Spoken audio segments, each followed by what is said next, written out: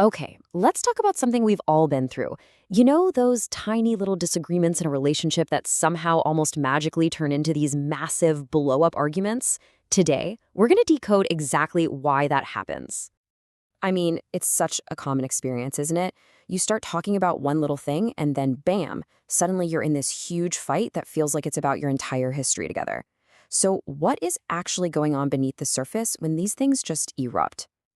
It almost always kicks off with something super mundane, right? Like someone forgot to take out the trash or left dishes in the sink. But before you can even blink, it's not about the trash anymore. Nope. Now it's about that time you were late 3 years ago or something you said last Christmas. How on earth do we get from point A to point Z so fast?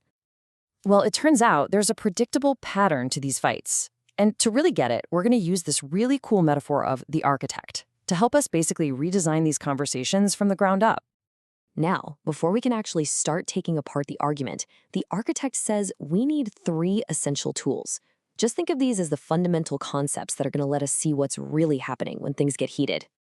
So tool number one is Neuro-Linguistic Programming, or NLP. This is our foundation. It's basically the study of our own personal map of the world. You know, how we filter and process everything that happens to us. And what's so powerful about it is that it gives us a way to redraw that map when our old ways of thinking and communicating just aren't cutting it anymore. Tool number two is something called the interface.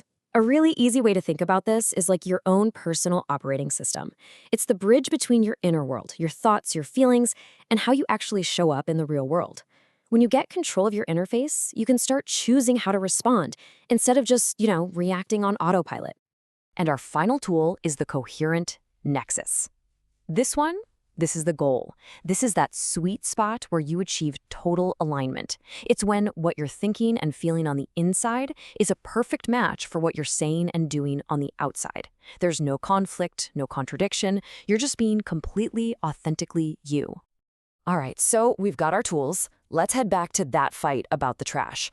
It's time to put on our detective hats and really dissect what's going on here. The very first thing we see is this super common and, let's be honest, super frustrating pattern called kitchen sinking. And yeah, it's exactly what it sounds like. You start with one tiny issue, and then suddenly every single complaint from the past gets thrown into the argument, including the kitchen sink. And right here, this is the moment where everything goes off the rails. The conversation shifts from a specific, totally solvable problem, you forgot the trash, to this huge, sweeping attack on someone's character. You never listen to me.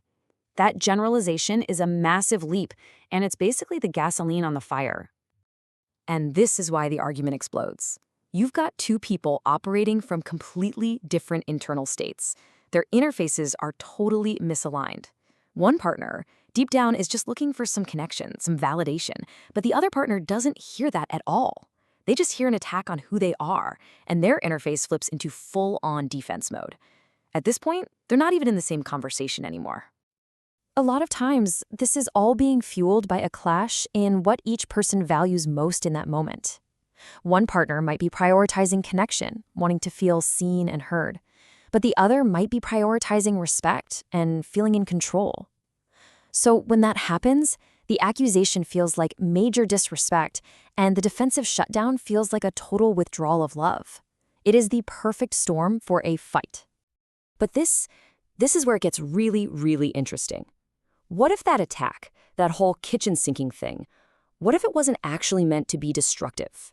What if there's a hidden, even positive reason behind it all? This takes us right back to a core idea from NLP. Every single behavior has a positive intention. Now, hold on, that does not mean the behavior is good or effective, of course not.